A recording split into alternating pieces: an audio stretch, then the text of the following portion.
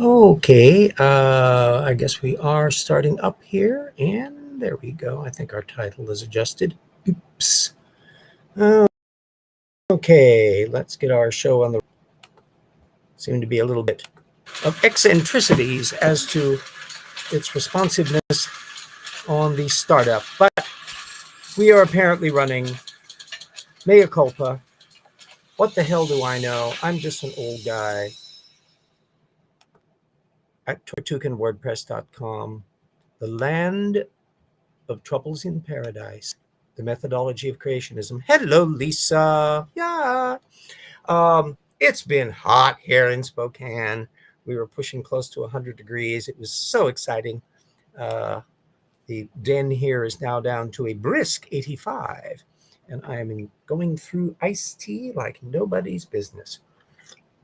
Woo!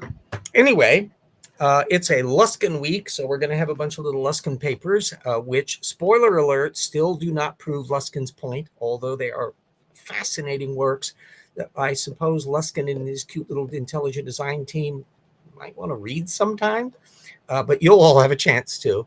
And then, of course, we are continuing with the exciting world of our creationist titans dinosaur book, where they're still rampaging on about soft tissue, with some interesting little spin. They're generally repeating the notion that, oh dear, I hope you had a less than horrifying stay in the hospital, and that they have fixed you up nicely, Lisa. I was in a hospital 20 years ago once, and I'm happy not to repeat those experiences again. Anyway, Sarfati and Tay are clearly doing the party line about the flood, explains all of this stuff super duper well. And so they're slipping in kind of generic footnotes on rather generic points. So this one turned out to be a link to a website listing, quote, creationist predictions on dinosaur soft tissue that have come to pass, unquote. Well, golly gosh, that turns out to be Bob Enyart's website, which consisted of just a pile up of bold YEC claims, recycled, often just links to their own broadcast stuff. For those of you who are not entirely aware of the late Bob Enyart, anti-vaxxer Enyart busily played up Brian Thomas over years, who is the primary character who's been pushing the soft tissue bit at ICR and elsewhere. We'll be going into that in delightful detail in Volume 2 of The Rocks Were There, which is currently in the writing, remember. And then, of course, because he was an anti-vaxxer during the COVID pandemic, he dropped dead from COVID. Well, that is the dire trick part, because the theme today is tricks and treats from Sarfati and Tay. You would think, oh, that's a trick. What will be the treat? Well, the inadvertent treat here is that they then go on to field Brian Thomas and Stephen Taylor 2019, which is a thing from Proteomes of the Past, the Pursuit of Proteins in Paleontology, which was published in a more or less legit science journal, toned down. They weren't pushing any of the young earth creationist implications of this thing. So it was kind of like getting a little shoehorn in to a kind of pay-for-play journal to support their position. Anyway, my dear co-author Jackson Weed, again, we will be bringing this up in Rocks for Their Volume 2, spotted an obvious snag, is that Thomas and Taylor acknowledge that, quote, no serious rebuttals of iron preservation have yet emerged, unquote, which, of course, was giving the whole, it must be young game away, because the iron preservation issue, that 2014 paper from Mary Schweitzer that we've been alluding to the past couple of weeks, is part of the work establishing the mechanisms that could allow little teeny weeny little fragments of stuff or remnants of fragments of stuff to be preserved for millions of years. And the fact that they have never been able, they couldn't offer in this 2019 paper anything about it, even though, remember, Sarfati and Tay were invoking an unspecified Thomas work to supposedly refute the 2014 thing, when we know that as of 2019, Taylor and Thomas were not indicating that at all. Mid 1980s there now, it's in the low 70s here. Yeah, temperature's down a tad at night. In fact, I waited until it was dusk here. It really doesn't get dark until 9 o'clock. It's shifting back because we're past the and fireworks display in Spokane, you got to wait till 10 o'clock so anybody can see it because it's not dark enough. Anyway, it was cooling off enough. I went out earlier, like I had to go up to the store to get some stuff. I was just schlepping up on foot, and I went out briefly at like 6:30, and yikes, no, too hot still. So I waited for a couple hours and got some other stuff done. I'm plugging material in, tidying up there's a constant influx of technical material, big chunks of which have been ending up in the new book, because there's some brand new technical papers on streamers in massive star formation and neat little things on Neolithic burial practices and the like that are slamming straight into the young Earth creationist big slosh chronology. So it's material that goes into the various chapters. Yes, if on a paper they said those specimens are found in places favorable for unusual preservation. Yeah, they're very rare. They're always a microscopic amount of stuff in every single instance. And anyway, the fun part then is that we'll be putting some links up, or well, 3 links, of which one is to the full paper. Phil Sentner, starting in 2020, had already started hitting back at the YEC soft tissue claims, which, since Sarfati and Tay clearly have been alluding to things that date after 2020, it's pointed that Center is not coming up. They're not citing any of that stuff. Alas, the paper itself is not open access, but I will be putting a link to the abstract. And then he continued with several in the same year that Sarfati and Tay's book were coming out. In 2022, again, one that is abstract only. But the other is a bingo, it's full text. Hi, Vesta. It's a full text little item, cells and soft tissues in fossil bone, a review of preservation mechanisms with corrections of misconceptions. And he goes into all the ups and downs and the ins and details of how people have been misrepresenting material, and little brief allusions to some of the creationist stuff. But it's really a dynamic about how contamination has been compensated for, and methods of analysis and all this kind of stuff. So it's a very nice little review that you can use as a counterpoint to the flapdoodle you will find if you decide to follow through on Bob Enyart's website to see the vacuous crap that's going on in there. So part 2 is shouldn't be rare if the white. Oh, that is in fact the ginormous shoe drop. This is a matter that applies not merely to soft tissue. I noticed the same phenomenon with the fossil graveyard trope, which is a bit less of an obsession today than it was in the creationism of Henry Morris, Duane Gish era, where they would be highlighting these fossil graveyards that can only form in the flood. Well, it's painfully obvious that anybody that was familiar with the paleontological literature would know fossil graveyards are really rare. It's one of the reasons why they get amazingly highlighted so much, because, wow, it's so neat to find an instance where you got like a herd of critters that they're all preserved in one lump.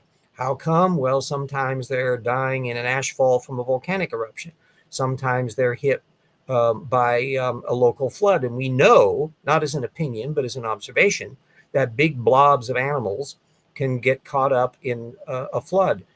In other cases, the mass graveyard may not be as big as the creationist wants to make out. One instance that I remember, I think up in Hell Creek or somewhere, are critters that are about the physical. The critters are little teeny small chicken-sized things. And so you can have a herd of hundreds of them in one little spot, and it only covers a relatively small amount of space. I think the entire fossil dig covers an area roughly the same size as my house. So this is not exactly a cataclysmically massive area.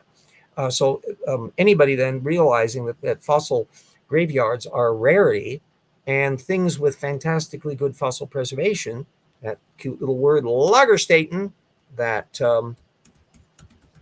which is the singular. Langerstädte is the plural for it in the way of the Deutsche. It's the Germans. They brother got out of the hospital a week ago last Friday. He was spending 2 weeks at a cancerous ill. Yes, I'm sorry to hear that, Vesta. And my niece and their family, they often have a lot of medical difficulties with circulation problems and kidney stones and all this other stuff. And I am mercifully happy to not share any of those concerns. It makes I'm annoying in other ways, but illnesses are fortunately a thing that I managed to maneuver around. I partly think it's because I talk so much that viruses and bacteria flee from my presence. They just can't stand being around me close enough. So I find that rather convenient. Human beings, that's another matter. Maybe they have a problem with it, but nonetheless, the viruses and the bacteria are not friends of mine. So we proceed. Anyway, so this whole bit of this soft preservation trope, which has popped up fairly recently, it's really within this century. That it's become a really big hobby horse. And it's now in part largely due to Brian Thomas. He is one of the ones who really bangs the drum on this. And when you track an awful lot of the literature in the other venues like CMI and AIG and online websites from various creationists, 9 yards to a hole in a donut, you're tracing it back to something that Brian Thomas has done at ICR largely. Hello, Brian. Now our part 2 is a little Luskin file, and we're up to about 130 sources. Spoiler alert, still nothing supporting their prime contention, which is the reason why Luskin and the people there at did this, Klinghoffer and all the rest to begin with. Ferguson, I think, was part of this. I think there was another person that was a third of the crew. It's been now quite a while since they put the posting up. That the reason why they're doing all of this shtick, at the time they were doing their debate with Dan Stern Cardinale, where Luskin was on as a guest, was to present the notion that there was a good case to be made that a high proportion, as in way above 50%, as in 80, 90, pinning them down on numbers was very vague, and of retrotransposons and other air quotes junk DNA were actually functional and did things. And Dan Stern Cardinale had gone through the various contenders and noted that the consensus view and years of experience in the sciences suggests that for each of these categories, you have like 1, 5, 10%-ish. So if you add all of them up for each category, you end up with maybe 15, 20%, maybe 25%. That means the vast majority of these retrotransposons and other items are in fact junk DNA. They're not doing anything in the genome. And they caught it in time, and they moved all that's 80% chance. So many. It depends on the cancer, obviously, but some things are remarkably well treated, especially if they're caught early enough. Some things, if you leave them down to the end of the road and things are a mess, that's another matter. Other things are ones that are much less amenable to direct treatment, which of course is, you can argue, is yet another argument against gods, because clearly they're not much help when it comes to making people healthy or not. But then again, your Christians would have that catch-all, oh gee whiz, it's all due to sin, debt, and the fall of man, and therefore they don't have to think about it. We'll be having a little appendix on the whole bit about diseases and microorganisms and the like, and how creationists tap dance around the details of these things, and plus trying to pin them down in the actual biological record, both of human beings and organisms in general. It just doesn't fit the dogma. They're in a mess. So it's no surprise that it's a relatively sparse argument literature set in the young earth creationist field. It really doesn't come up at all in intelligent design apologetics, and I'm not aware that even old earth creationists, over in Reasons to Believe, really pay much attention to it. If somebody spotted much on it, let me know. They kind of skirt around it. But the sin debt obsession structure is really critical to the whole young earth creationist worldview. So they really got to kind of grapple with it, and they don't do a good job. Bats don't get as many cancers as humans because they have 2 copies of the gene that checks DNA. Yeah, that wouldn't surprise me. In fact, there's a species of bat, just one, that apparently has a mutation that permits them to kind of correct their telomeres much more effectively than the bats that don't do that. And so, as a group, they tend to have live much longer than other bats. I'm hoping maybe I have bat telomeres. Can I get them anywhere? That would be really helpful to be able to repair your telomeres. And that would mean that molecular decay going on in the cellular systems and all that can be bypassed effectively. Non-stamp collector had a funny cartoon about MOs and parasites in the flood. Yeah, that whole issue about parasites and the critters involved, and were they on the critters on the ark, and various diseases, cholera, and these other things. There's really a fascinating level of detail that we now have in terms of their origin and how far back in time they go, straddling that whole mess of what's pre-flood and what's post-flood. And so it's an area that's such a awkward spot conceptually, plus the detail fact, typically not in any discipline they're dealing with. I don't know that anybody really in the creationist community is like a professional epidemiologist or virologist or somebody that studies this stuff for a living. So it's kind of people from the apologetics external side that aren't in disciplines that relate to it. Generally speaking, biological disciplines are an area that anti-evolutionists don't usually represent to begin with. It's very hard to find out. Hello, Purple. You find an awful lot of them in more solid engineering fields and chemistry. One of the tropes that goes way back into early creationism is the surprisingly large number of biochemists in this area. And it spills over as well into intelligent design. Michael Denham was a biochemist. Well, still is. He's still alive. Well, not a practical biochemist. I don't know that he's done any research in decades. Once in a while, he pops up and does a little paper or commentary thing that appears in Nature. So he still circulates at the periphery of acceptability. But Michael Behe, a biochemist, and others. Then you get into when you look at somebody like James Tour, who is effectively standard chemistry, industrial chemistry, not even at the biochemistry level. That kind of intriguing. There's another bit that was popping up, the number of engineers in the younger creationist movement, and engineers, people who were structural engineers and hydraulic engineers and others. I think Dwayne Gish and not Gish, but Henry Morris, I think, came from that background, where they think in very physicalist terms. Computer programmers, that's another group that often are attracted to anti-evolution positions because they like to think kind of DNA is like a program code, which it isn't really. And so they begin to think, oh, jai, in a computer program code, one little tiny glitch can screw the entire mechanism up. Well, that's not how biological systems function. And the fact that they're often deliciously resilient through a system of redundancies to where there can be glitches at a micro level, and the whole system doesn't fall apart. You can argue that living systems are an example of how an information control feedback loop system can develop that doesn't operate as clunkily as the way a computer program does, where it's either working correctly or it's not.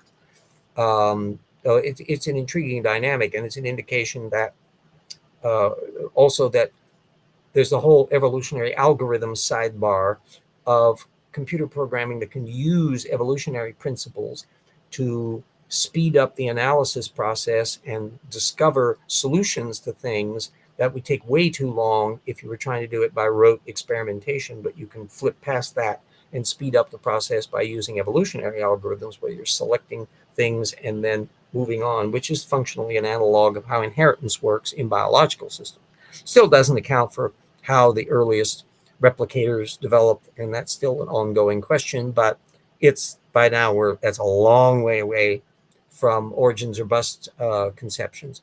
keeping all the viruses alive are why Noah brought the mosquitoes. Each of them could carry several dozen infectious. Yeah, there we go. There's a teeny tiny little section that we'll be alluding to in the big new book on that whole matter of infection vectors and mosquitoes and the like, and some of the malaria and some of the other insect spread stuff that has some very curious little mutation things, some of which have developed so recently there that wow, this indicates that if they're designed, that means you have a very sadistic designer, or they're occurring as a natural phenomenon. And that limitation of just how much ickiness the design believer will accept is a measurement of the limitations of their philosophical system. That even ones who, Michael Behe, for example, has made a big deal in a lot of his talks that no, you don't have to believe in absolutely perfect design in a design context. Just, I think he used the example that you could be giving your child a toy that has a little bit of rough edges on it, which is an odd thing to be thinking about a designer, because biological systems are way more critical than little pull toys. Don't we have roughly 50 mutations per generation? I'm not sure the number off the top of my head. If Dan Stern Cardinale would be able to tell you much more about that, people, or Zach Hancock for that matter. It's a certain number occurring per generation per individual. And so which of the lucky 8 people and got all the STDs? They tend not to think about that little puppy either. That whole bit of why there are such things to begin with, one of the little tropes that we'll be alluding to in the new book will relate to the creationists who try to argue that the organisms that are involved in diseases after the fall were benign before the fall. Not that that was a colossal amount of time, because in a young earth creationist context, the fall might have taken place like a week after creation or a few years, certainly obviously not tens of thousands of years. So they're stuck with that kind of dynamic. Take the door off your microwave and you can up that by magnitude for all the kids in the house. There we go. Yeah. Or fly in an airplane, you get a certain amount of millirams of radiation that way. And likewise, if you lived in Grand Central Station, the marble in the building has a certain amount of radioactivity to it. So anyway, sidebar, let's get on to your little Luskin. I'll take your word for that one, Brian. As I said, it's a thing that I'm sure there's, it's a definable bit, and it would also not be an absolute. It would be just an average. Some things are more prone to mutation than others, flipping of things, and remembering the dynamic that mutations would, many of them involve things where they're synonymous, and therefore they're not having any direct impact on like protein production or any of this other stuff. So anyway, diving into the weeds. Luskin, we have about 4 more papers to play around with that relate to their playtime. Actually, I think we got 5. One from 2020 from Ferrari. It's an awful lot of stuff that you've been hearing me bitch about for the last few weeks. It's that ALUs exist and they connect to DNA because they get inveigled in there, and they can form connections, and other molecules that interact will be making connections with them, and the ease with which they do that can make them a handy tracer to be able to easily locate certain things or bends that could make an effect for regulation of stuff. But regulation to what purpose? So you've got the cell working out ways to compensate, suppress, deactivate the ALUs and the like that they can't get rid of. There's no mechanism really that's developed, so clearly the designer couldn't figure out how to do that part. Or rarely, that can be exploited and end up having a beneficial trigger aspect. Also going to have a non-average value compared to the whole. Exactly, yes. And deems within a population, there could be variations on that. Things can fluctuate around because there's no master plan as to about mutations. It's just stochastically fairly random and therefore fairly average. The amount of radiation that would be coming in, if you had solar flares, there's all sorts of things that could be affecting stuff. Just as magnetic field reversals will alter stuff, so they have to take that into account when in some of the more recent stuff in relation to old radiocarbon dates and all that. Anyway, so the 2020 paper is about trigger mechanisms that are developed to react quickly to serum level changes in the cell, and that these are linked up to a lot of ALUs because there's so many ALUs. Again, no assertion was being made that most ALUs were doing that. A similar case was applying in a 2019 paper from Morera about this TDP43. It appears to enhance transcription in the cell, but it lowers transcription around ALUs. Why would that be? Because maybe transcription of ALUs willy-nilly is not a good idea because they're not all designed to do something.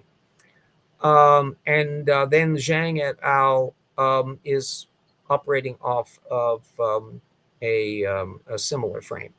A pair of papers came up from the very same issue of a magazine, a technical journal, Shresha et al. And Zhang et al. And which right up front noted, although the human-specific ALU elements are transcriptionally repressed, the older expressed ALU elements may be accepted by the human host to function as cell type-specific enhancers for their nearby protein-coding genes. All that literally in the abstract of the paper, and boy, does that matter. Because what they're talking about clearly is the fact that ALUs have been around in the genome for quite a while, and goes back in primates. Just like there's a version, cousin of it that occurs in mice. And that the older they are, there's been more time for the cellular systems to react to them because it's constantly copying things around, and eventually you reach the point where an awful lot of the stuff simply has to pay attention to any ALUs that are dropped up to figure out how to balancing the act. And all of this is an intriguing little bit, but miles away from the whole idea of are most retrotransposons and other air quotes junk DNA actually non-functional in nature, and why would a designer be putting all that in there? The question that I occasionally ask anti-evolutionists to try to bring this subject up and invariably can't give an answer to is, are any of the ALUs in our genome deliberately designed to be there? How many? Any, many, none, all? Try to answer it. And the very fact that there's so little discussion of this in the intelligent design field, and frankly, even less, as far as I can see, in old Earth creationism and young Earth creationism, is an indicator that they just kind of skirt around the edges of it, but they don't really dive in. A natural question from a young Earth creationist perspective would be, did Adam and Eve have any ALUs? Did Noah and the kids have any ALUs? How many more did they have compared to Adam and Eve? Which then gets into this absolute mess of chemical contaminants are one of the highest values. Yeah. How many, what is the created heterozygosity of Noah and Adam and Eve? Because we're talking about so recent a history, theoretically, that it should be just standing out like a sore thumb in the genome if that was the actual picture genetically. And the fact that none of the professional data is supporting that position, and the only thing you can get that claims to do that are the Nathaniel Jensen types who take the existing data field that has a long frame and just accordion it so that this part is coming from Adam and Eve and or Noah, and then the rest tails off. But compressing it doesn't help because you end up with preposterous examples, as various people have pointed out, of haplotypes and other things that we know predate the time frames that Jensen's trying to ram them into. We'll be alluding to this a bit more when we get to the human evolution chapter in the new book. We part of the stuff comes up in the whole flood scenario, big slosh section of the book, but then big chunks of it relate to the human evolution story, which is just a delightful glut of technical literature, of which surprisingly small niche is ever alluded to by creationists. The magnetic pole is shifting. That, by coincidence, is a thing that I'm just dealing with in terms of young Earth creationists and their obsession about magnetic fields and pole shifting and magnetic reversals and all of this as supposedly proof of a young Earth has been a long-standing trope, and it's really one that they just will not give up on. It's driven to some extent by Russell Humphreys, who is the big poobah in this area, who's been at it from the 1980s to the present and still does papers and stuff on the subject. And he's utterly convinced that he's absolutely right. And a small block of parasitical creationists simply repeat his arguments a lot. But it hasn't found any traction in the cosmological field whatsoever. Constantly moving, always has been and will. Yeah, and the interesting puzzlement is the whole reversal thing, which, remember, all of what we try to work out on the inside of a planet is inferential, that we're trying to look at the effects from a distance, do some experiments where possible, infer things based on seismic data, and bit by bit you piece together some ballpark things that are consistent with what we can see and what we can get information on, which is the stuff in a little teeny thin crust on the top of the surface. But we can't dive down and send a borehole machine down to the center of the Earth to be able to test a lot of this stuff. And the mantra, of course, is that the dynamo formation of magnetic fields that can be sustained over billions of years is a thing that's dogmatically unacceptable to young Earth creationists. So they're constantly harping on it because everybody's got a bloody compass. And so they need to deal with a phenomenon that everybody knows is unavoidably real. It's really fun. Maybe in birds, since they're the only ones that have magnetite in their physiology. I'm not sure birds are the only ones that do. I'd have to look into that. Or there may be other organisms that can track some of these things.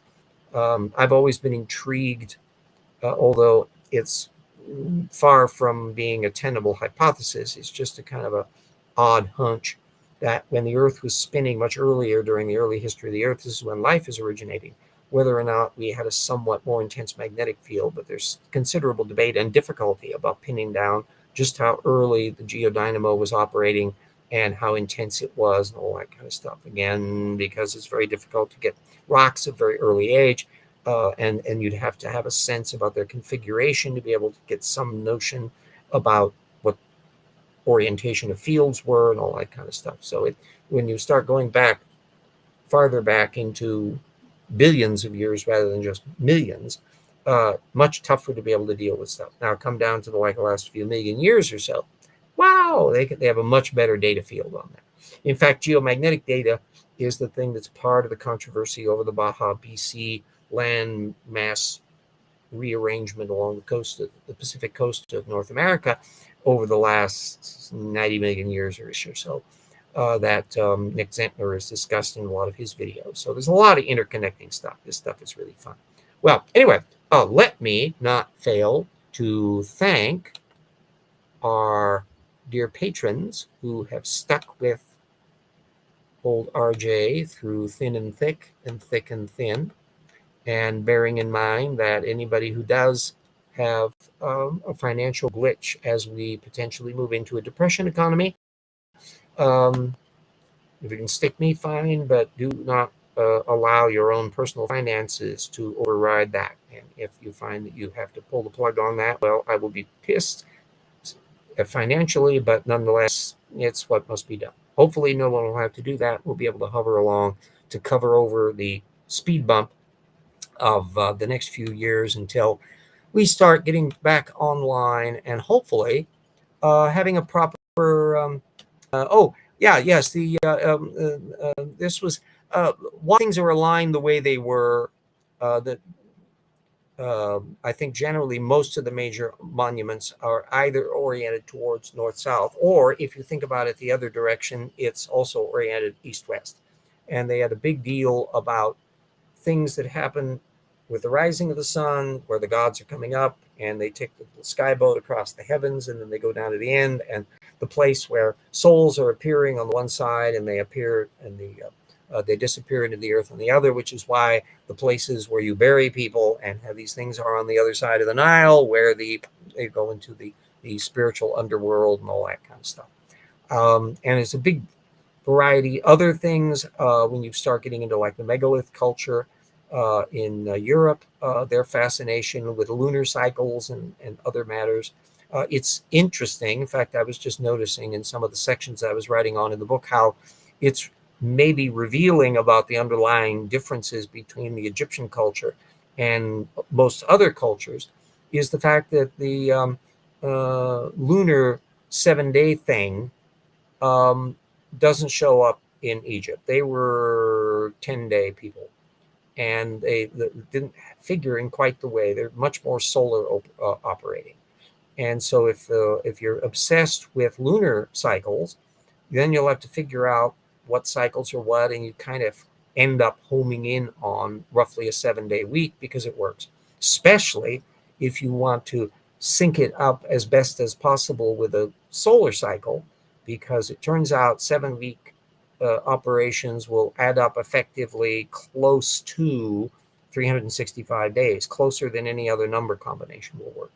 So if you're going to have a thing where you're trying to mesh them up, you get the same kind of wackiness when you look at, say, the Maya that are running on a 20 cycle, and they're throwing in Venus as a cycle bit. So they have these fantastically intricate sliding scale things, and when things go around their master cycles, that's when great ages are happening and all of that, and let's rip some more people's hearts out and build another temple. Observations of circumpolar stars of the sun's shadow determine the cardinal directions are known then. Yeah, you've got and the fact that you could use a whole variety of things. One of the reasons why Eratosthenes was able to work out a fairly accurate estimate for how big the Earth is as a sphere is because they realized, oh, you could measure and use trigonometry the shadow of things. And when you knew that a spot at one location on a certain day of the year has no shadow, and a spot north of it or south of it, and you could literally send a slave to march out to find out how far it is away, has a shadow, you can use trigonometry to figure out what the curvature of the Earth is and all that, which is exactly what he did. Very clever stuff.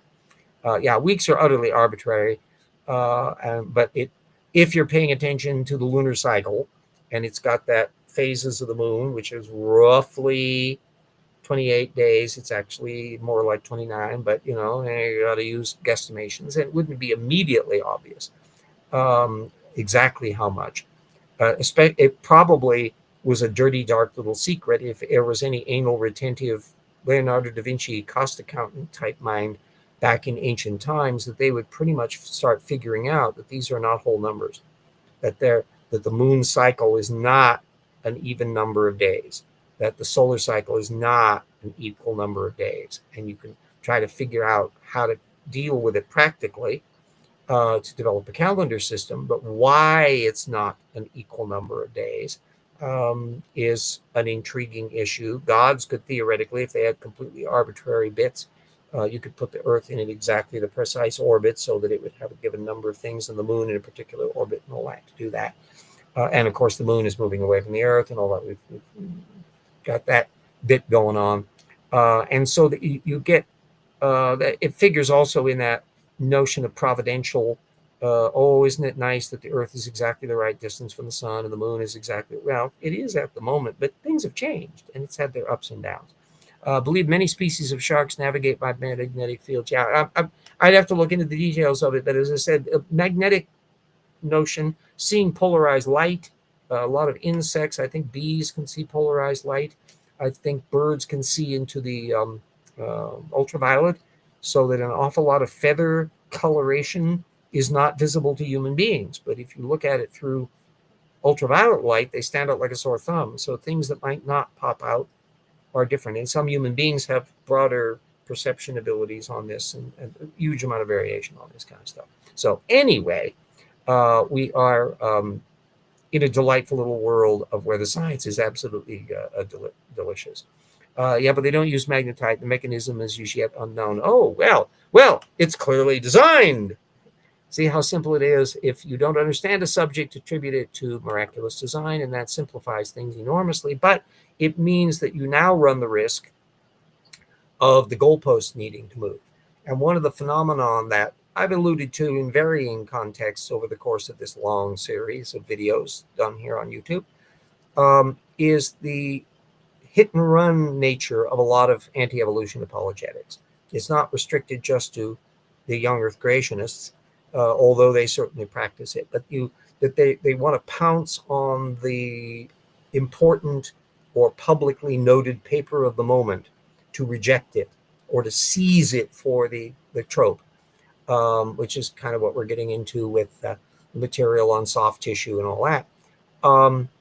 But as the science develops and things are accounted for and explanations are made, they will just drop the subject. So you have an awful lot of material. We should have gone with the metric clock. Yes, yeah. Well, the French Revolution were just obsessed with tens. They wanted to have a 10-week system. They wanted to have 10 months in the year. They were just anal retentive on the whole bit. The one thing that stuck in the United States, ironically, was a decimal monetary system, but we never went for any of the other stuff. And eventually, of course, the European Union and most of the rest of the planet developed metric. To be fair, there are elements to the old English measurement system that has some advantages for certain circumstances. One of the things that's easier to do with a foot basis and the like, and yards and all that, you can divide by 3. Whereas metric is 0.333333 because it's all bloody decimal. Likewise, whereas the Celsius thermometer is really handy if you're doing chemistry, and it makes great intuitive sense. Boiling point of water, freezing point of water, logical. From a human point of view, Fahrenheit makes more sense. Where 0 degrees Fahrenheit is nippy, and 100 degrees Fahrenheit's hot. And the range of there is 100 degrees, a broader number. So tiny gradations in the Fahrenheit thing, you can have a sense between 82 degrees and 87 degrees that's covering a different range of things than each degree in the Celsius thermometer that covers a smaller amount of gradations between hot and very cold. And so from a human point of view, Fahrenheit, from my mind, is a handier scale to use, even though everybody else is using Celsius. Or we could all annoy everybody, have everything all in Kelvin, measuring it from absolute 0 on front. That'll piss everybody off. Well. Anyway, another arbitrary clock measure local time only at best. Oh, yeah. And well, we have to remember, too, this is the historian in me. It wasn't really until kind of after the Civil War that the time zone thing really got going, and certainly in the United States because of railroads, that when you were reaching the stage where it was difficult to sync things up between local time, where within what we now would think of as a time zone, 12 o'clock noon is shifting different at each one, and then but time zones in effect flip it, so you have a continuous 12 noon everywhere. Bloop. Whereas depending on where you are, if the time zone's the zone is broad enough, you'll be slightly out of sync. But it works great for running railroads. So it's no coincidence that the time zone system then eventually got spread around. The same thing with shipping schedules and railroads as they started building railroads all over the place. The thing that I noticed that was so funky about India is that their time zones are a half hour off. So that they, instead of being the typical 1 hour, 1 hour, 1 hour, they're like a half hour edged, so that they still are hour, but they're like a half hour across the continent, which is just probably a foible of the idiots that were setting things up when the Brits were running the place. I think Transcontinental Railroad was completed, yes, yeah. And so we're really talking 1860s, 70s, and 80s. And in fact, a lot of local communities bristled at the idea of standardized time zones within a community, because they were suddenly not looking. The sun wouldn't be quite overhead at noon in certain zones when the clock says noon, but the sheer power of being able to have a well operating railroad schedule for transportation and movement of goods meant that, whoop, in the same way that try to get along today without a smartphone or some of the other technology. So it's the equivalent of apps and the like in the 21st century. That was the same power of that technology. Same thing as developing telegraph systems, the need to speed up communication, all of that. Australia's one time zone is 15 minutes off from the ones on either side of it, so the next one is half an hour off the list. Oh, well, bless the Australians. Yes, let's be quirky. Ah, well, my gosh, 46 minutes in. Let me put my little advert up for Rocks With Air.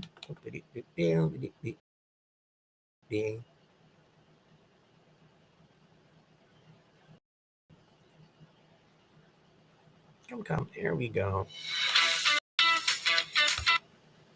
And then we get to our little share screen. I am presuming that once we have our second volume done, dear wonderful Peter will make a new advert. And he's even got a slightly modified version of the main advert for some of Jackson's postings. Little different theme music for some of the versions.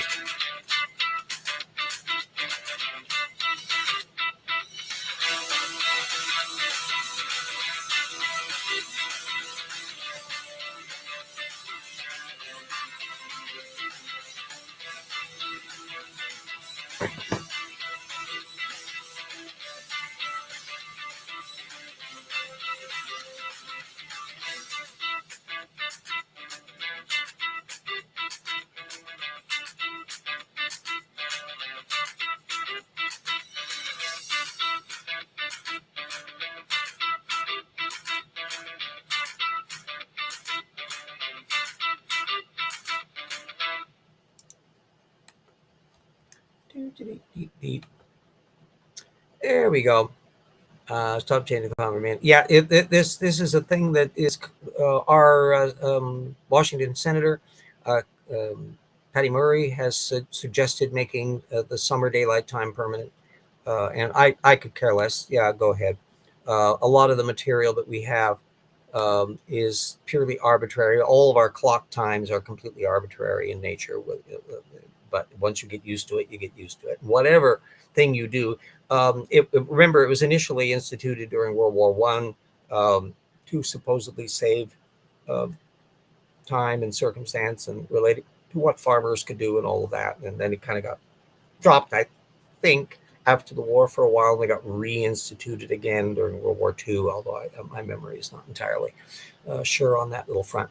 Anyway, a bunch of little things. Since we're coming up on the hour, I can familiarize with some of the curious little blips and things that I go on. When I'm working, putting notes in and changing material and cross-referencing, a lot of the grunt work of interpolating material into a work and maintaining the bibliography and so forth and so on for it. I'll have some little sidebars playing, and sometimes it might be Mystery Science Theater 3000 movies, or some young people that are watching Casablanca for the first time. Well, I've been doing a little sidebar thing so the update, the first one, since it gives away. Only the government would believe that you could cut a foot off the top of a blanket, sew at the bottom, and have a longer blanket. Sums it up. Yeah. I've been touring around various amusement parks that they've got videos. There's a rather charming little Brit couple that go all over the place, and they ride rides, and they're great coaster enthusiasts, and they got a little BB that they are taking with them. And so they're getting interesting little sidebars and looking at stuff. Well, spoiler alert, I designed an amusement park many years ago.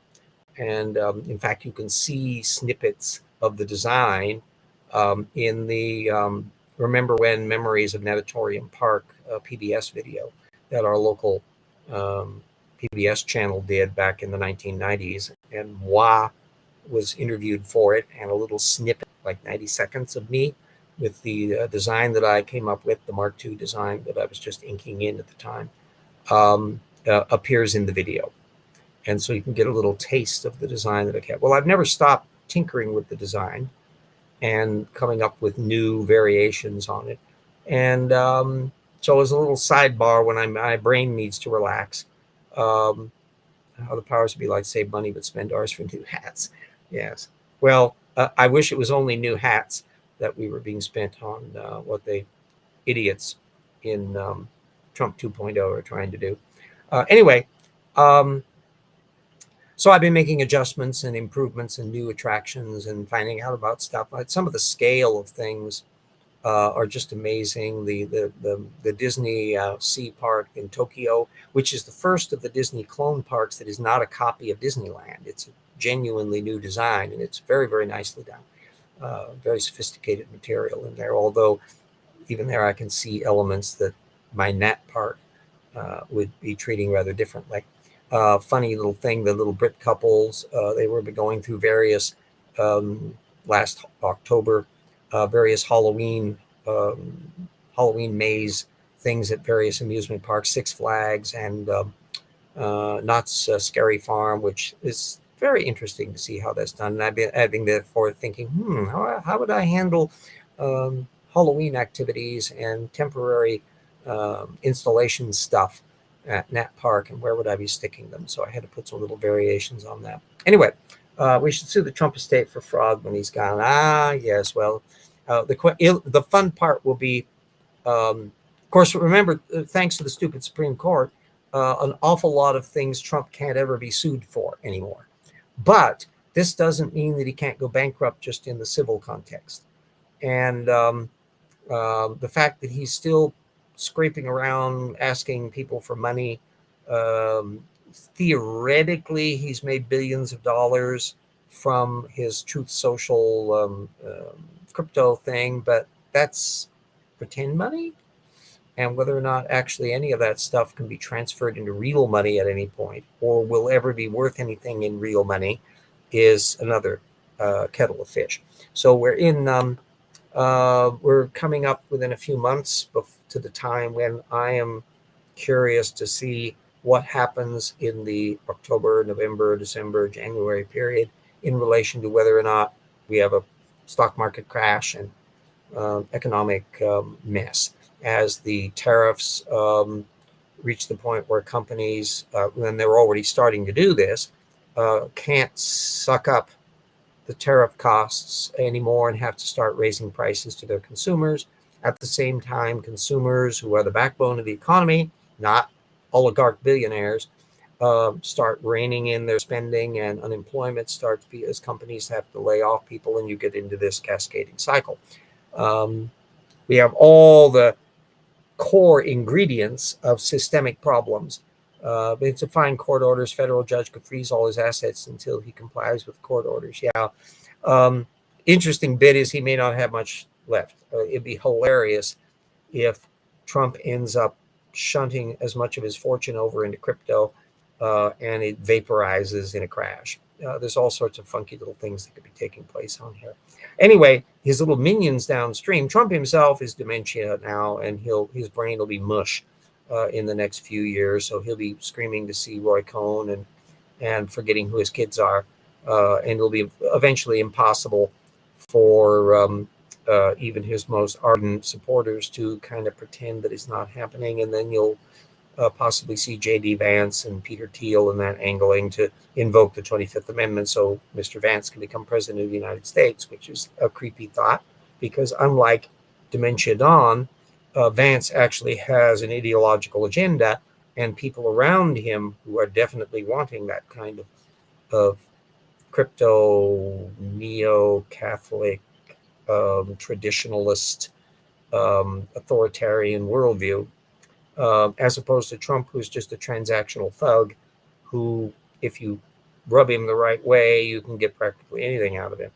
And he's craving jonesing for personal adulation and people fawning over him and red carpets and awards and all the rest. He's still pissed that he hasn't won a an award for, or the Kennedy Center honors for contributions to the arts, like he does that. And of course he wants a Nobel Prize because Obama had one, so he's got to have a Nobel Prize. Crypto should be illegal for energy reasons. Oh yes, I say that's an absolute that, and a lot of AI is a serious energy hog. And in a depression economy where some states will be having to make a choice between keeping the crypto mine running or people having energy to keep their houses from freezing, you think even some of the MAGA Republicans will pull the plug on the crypto farm? So things are going to be interesting and exciting.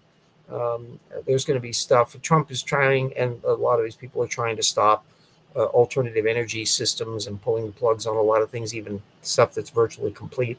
In other cases, some of this stuff is going to happen whether they like it or not.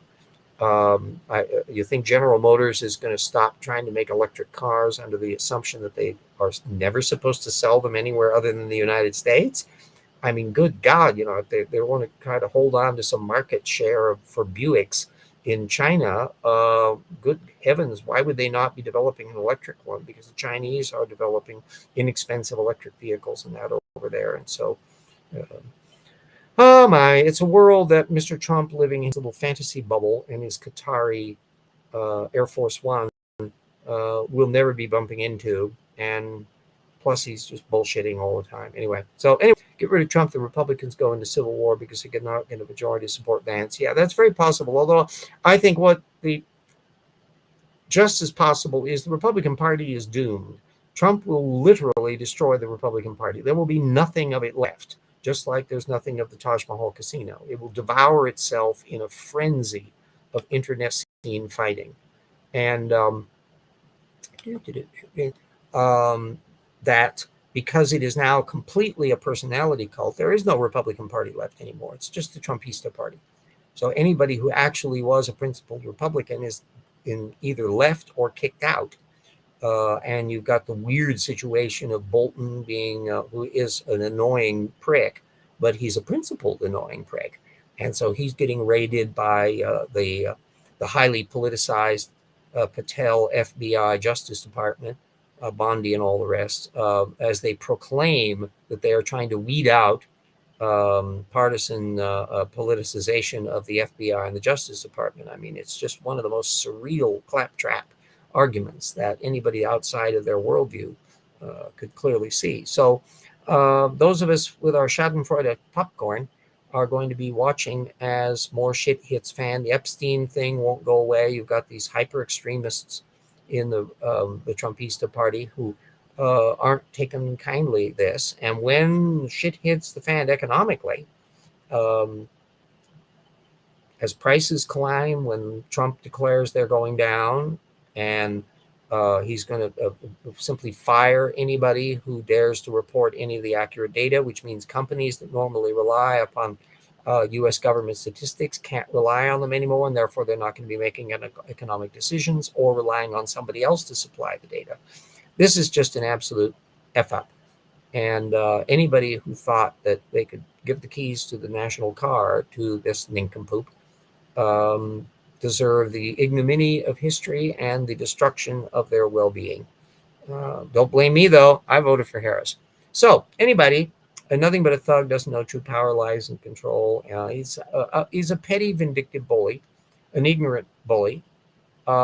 The one slight saving grace is he's fantastically incompetent, and a lot of the people around him are fantastically incompetent. I mean, we're seeing what a government by Fox News pundits is.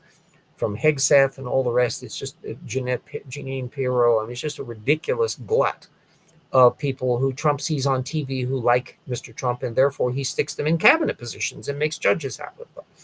And this is a mess that we're going to have to be dealing with if you really do get a serious progressive backlash, which often can take place after depressions. It took place after the 1890s depression, and then it took place after the 1929-30 depression.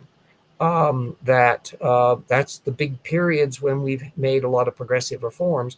We could have a situation where a really vindictive, angry backlash decides to legally undo a lot and remove Trump appointees and just gut things that purge any sign of Trumpistas from the field. I just think it should be mandated that Trump always be referred to as convicted felon Trump, because he is. So anyway, it's going to be very interesting, assuming, of course, we can have a legit election anyway, because boy, the Republicans are trying to gerrymander and remove voters and everything they can to sustain their power base. But ironically, in a depression economy, I'm not even sure that the amount of gerrymandering that they're doing in Texas will be able to save them. Things are nothing succeeds like success, and nothing fails quite like failure. And when you are in the very fact that the Trumpistas have gotten everything they've asked for, means that when shit hits fan, they're to blame. Trump will lie and say, nope, it's all Biden's fault. But when things get desperate enough, even some of the diehards can start changing their tune. So it's going to be an interesting few years. We will see what happens. So we're a little past the hour. Yes, that's why Texas did their own. America's like Bonnie Tyler holding out for a hero. The heroes are going to come from the bottom up. That's the one thing that can save the republic, is thousands of people, tens of thousands, hundreds of thousands at the grassroots level, standing up, getting involved in politics, running for local office, filling in. There's so many of these idiot Republicans got elected in uncompetitive districts where sometimes Democrats weren't even putting up somebody. And that's got to shift. We also need to have sound method when it comes to reportage, and for who we hold, what we hold accountable, are politicians. For God's sake, start asking source methods questions of politicians. If Trump blither blathers some idiocy, just ask him for sources. And he won't give them, which is the point, that we need to reach the stage where large numbers of the electorate know how to fact check material and demand and will not people who cannot offer solid reasons and evidence for their positions. If they can't do that, they're unreliable Tortugan idiots, and Tortugans should not be in political power under any circumstances, regardless of their politics. Left-wing Tortugans, right-wing Tortugans, it just is a disaster. So, yes, you only go in the, they're not going after me. Oh, yes, they are. And this is pathetic, because nothing that's happening in this Trump 2.0 is a surprise. It's revolting, it's disgraceful, it's anti-American, it's repulsive. There's run a glut of adjectives to describe it. But surprising is not a term. Need a law that felons. Yes, that's another matter. Another one of what I would like to have, and in a progressive reform we could do it, is that there should be an automatic revelation of income tax returns for not just presidential candidates. The moment you become a nominee for president of the United States, when you throw your hat in the ring, instantly your tax returns are made public. And if you become president, permanently your tax returns are public to the end of your life. And the same principle should apply to the vice president and the Speaker of the House. The moment you become Speaker of the House, you're next in line of president. Boop, all your tax returns, if you haven't already released them, boop, automatic. And it should all be retroactive. Same thing for the majority leader of the Senate, all Supreme Court justices, all federal court justices. Same, the moment you're put in nomination for any of those things, automatically tax returns released. And if you become a federal judge or Supreme Court thing, your tax returns are an open book to the end of your days.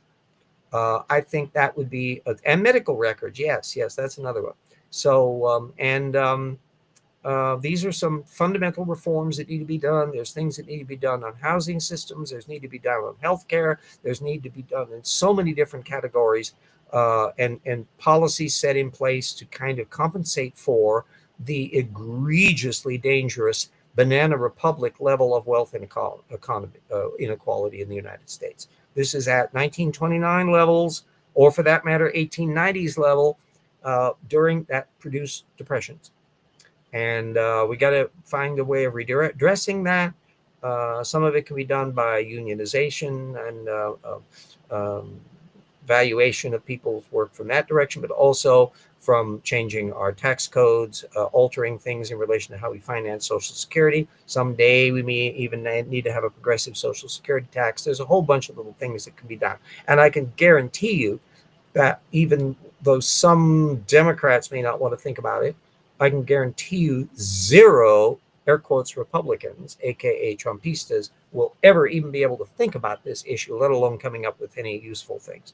So, anyway, there's my little soapbox for the day.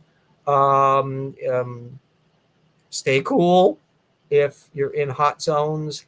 Stay out of fires and hurricanes and floods and all the other mess that can be happening on. And we will see you kids next week.